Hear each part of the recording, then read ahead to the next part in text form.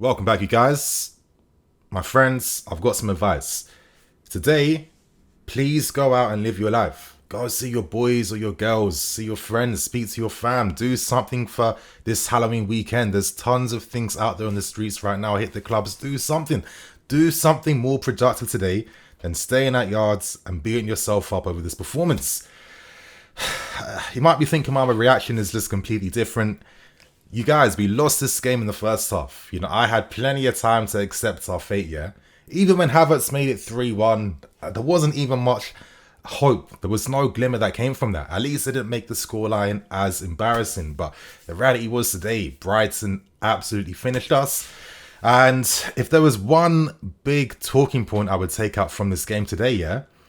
Maybe it's a bit more positive than I'm realizing. And that is, this is probably why we should give Graham Potter even more time, because that Brighton team still has Graham Potter DNA. When De Zerbi took over, he mentioned the fact that his life has been made a bit easier based on the phenomenal job that Potter has done with Brighton over the past few seasons. And there's a reason why this Brighton team was so threatening and dangerous today, and it didn't happen overnight. This was a process that has taken a handful of seasons for them to become this team. And I think for me, this is the reality of our situation. For too long, for too many years now, yeah, we got great individual players, big club, etc., etc. But, we've never been that club that we want to be. That club that's on the levels of your Madrids, your Man Cities, etc., etc. Let's be honest. What's the point of investing all this money, giving players all these wages, if the ambition is not to, reach those heights to be one of those clubs? I mean, that's why we're always so critical of our team week in, week out. Let's keep the situation honest.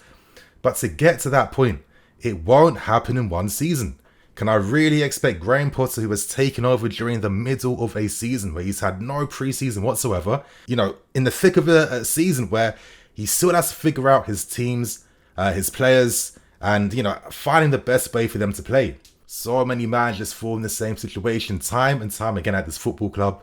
They're constantly inheriting a lot of players that wouldn't necessarily be guys that they probably look to sign or use. And a lot of times it's been no surprise by, for example, using Thomas Tuchel, his solution to making sense of a mismatch type of squad was to make us a heavily automatism based type of team where players knew exactly where to be here, there, etc., etc. But even then, that comes with a bit of issues in the long term.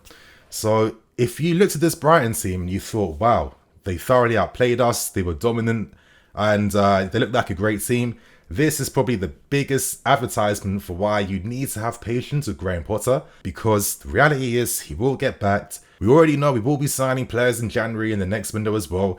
We will be selling a lot of players too. You're looking at your ZX, maybe your Pulisic, so many of them in the team as well too. So, Tuchel, I think, said it best. This season, it's about repairing the team. It's not about improving the team. We lost so many players in the window that we needed to find options, of course, to keep the squad strong and competitive enough for us to keep getting Champions League football. But if we have any hopes of title challenges, get that out of your mind right now. The best we can hope for again is having another great cup run, and of course securing Champions League football. That is a reality, and I think we have to accept that. I'll use another comparison. I'm looking at Maurizio Sarri. I'm looking at this Lazio team again, playing phenomenal football. And it's not really a surprise knowing the fact that Sarri has always said, listen, my football takes it's going to take a whole season for these guys to even understand the basics. Judge me for next season. The guy has said that forever. We got little glimpses of how things would become as that season ended under him.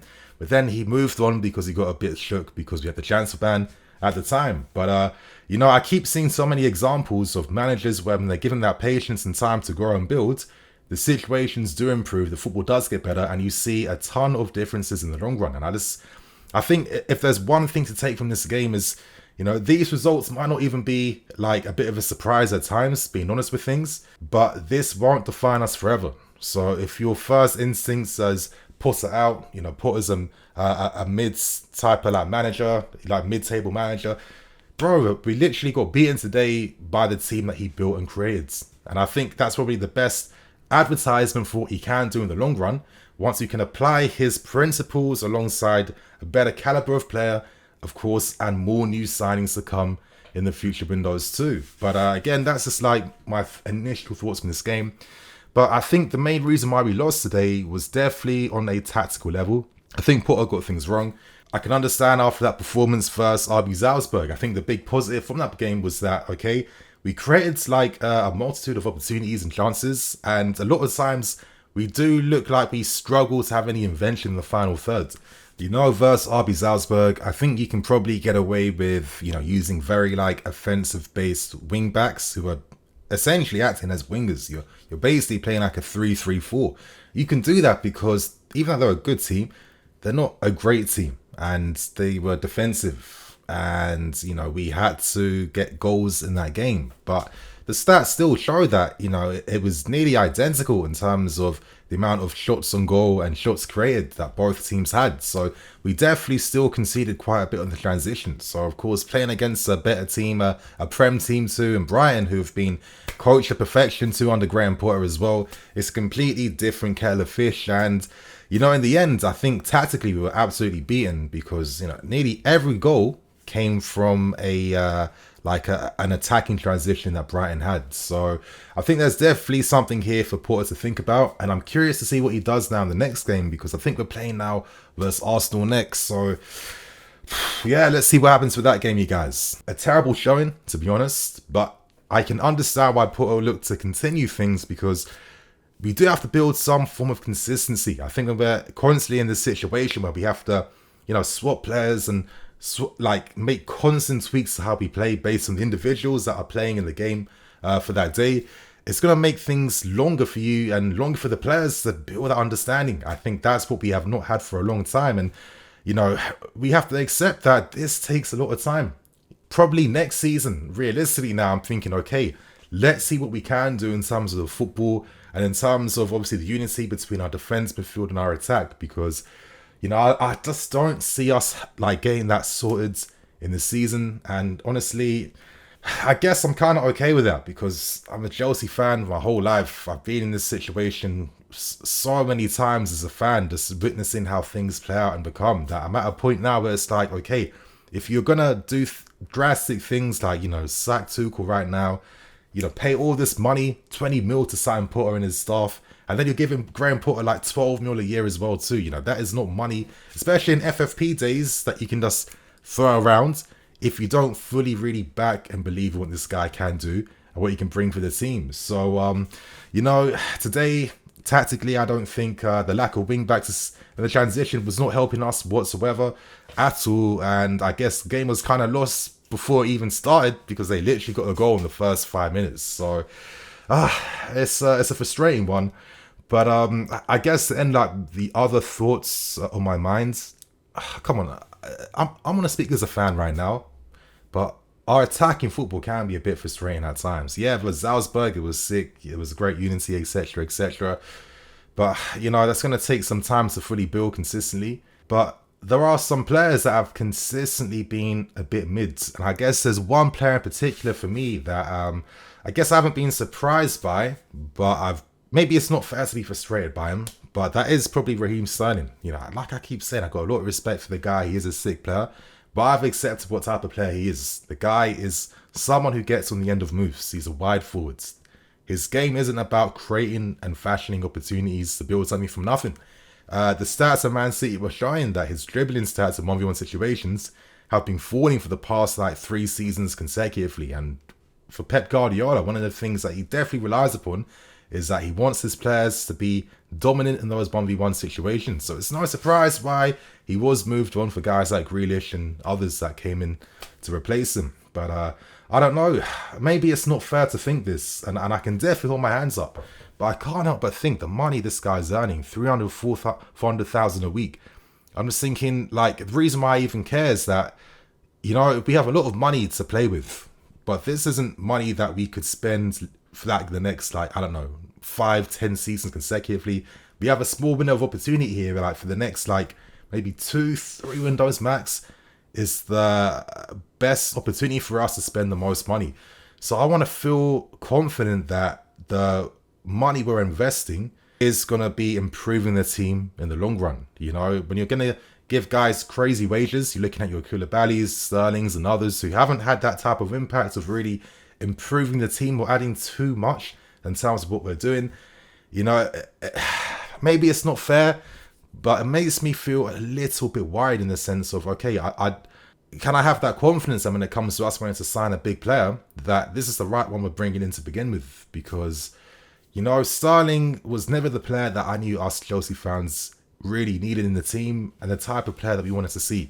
You know, we want a player that has that 1v1 skill, that can, you know, fashion opportunities, that can create these moments of brilliance, that can turn a game on its head.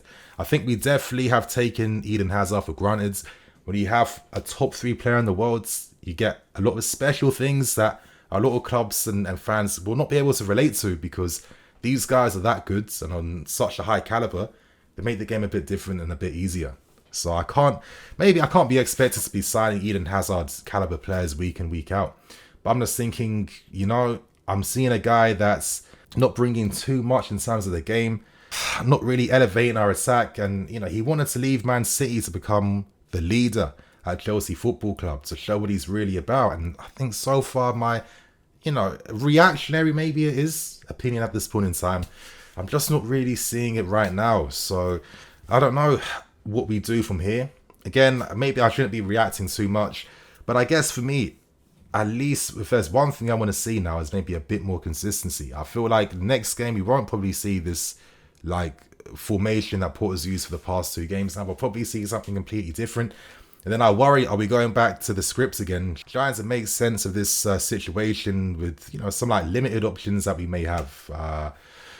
I'm not too sure, but I don't know, you guys. It feels like it's going to take a lot of time to start seeing really strong attacking cohesion, and I think that can only come from players understanding each other and sign the right type of player to begin with as well too. So if we can get Nkunku, for me, this is a guy that, you know, this is someone on the right mark that you look to make a move for. I look to bring in here, but him by himself won't be single-handedly improving anything. We'll probably still have to invest even more as well too. But again, if anything though, the fact that with someone like Graham Potter, he is someone that has shown that if you back his ideas and believe in him, as we saw today, you guys, this is the finished results. And if he's doing this with a team on the level of Brighton, imagine what you can do with us, with, you know, more resources and a better caliber of players. So I'm going to end things there. Please share your thoughts and opinions behind the game. I didn't speak too much about players and performances and give it like a review. I just felt like, what was the point really? I just wanted to like share some thoughts and opinions about the game, about how I'm feeling and where we're going. So on that note, I'm the EFC, this is BlueLionsTV. Catch you guys later with some more videos. Cool.